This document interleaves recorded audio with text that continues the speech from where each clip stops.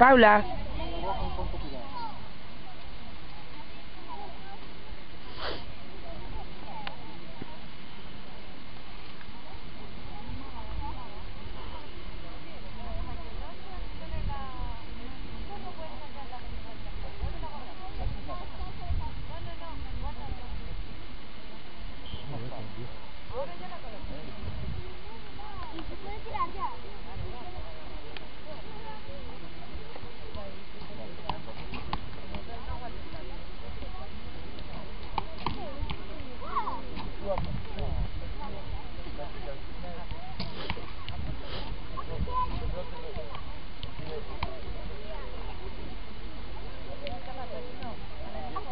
No.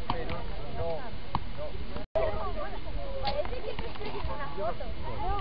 Un momento, estamos hablando de algo.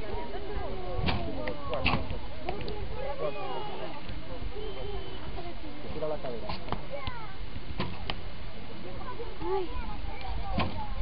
Le voy a dar un poco más de ventaja. No. En vez de hacer una sola tirada, es todo llevar esto hacia la cuadra.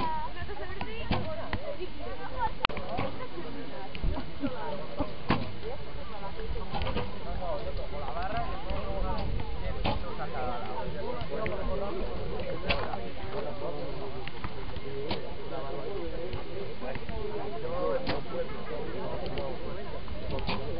En máquina, 45.